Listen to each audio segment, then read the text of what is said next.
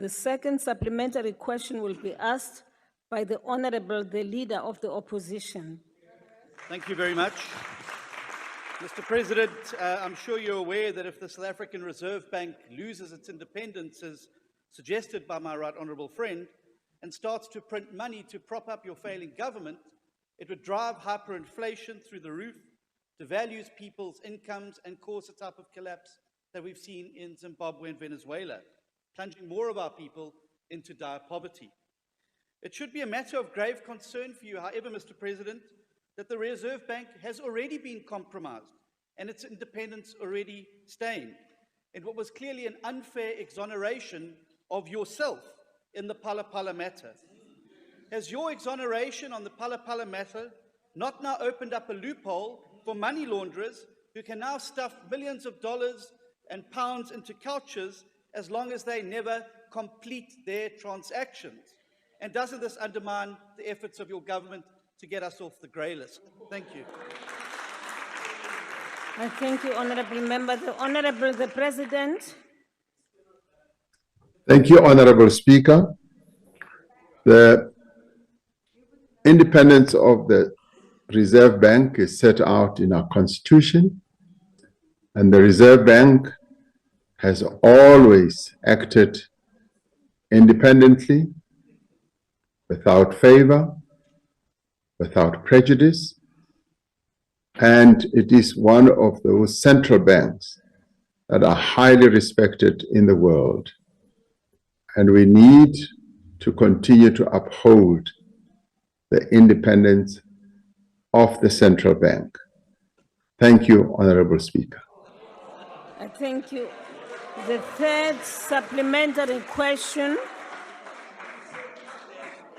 The third supplementary question will be asked by the Honourable E.M. Buthelezi.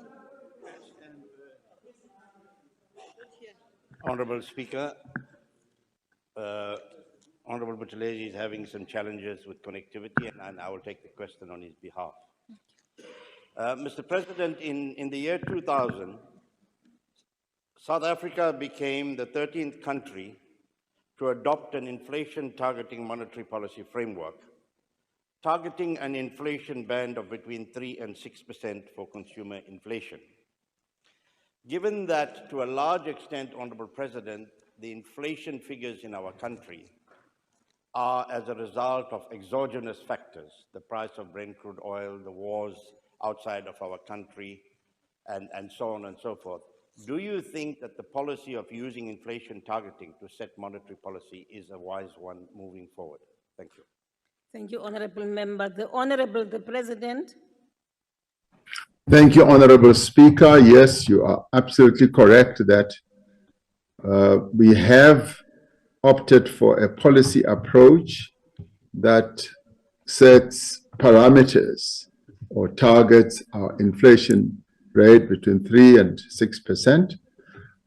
It should be known that we are not the only country in the world that has an inflation targeting policy approach.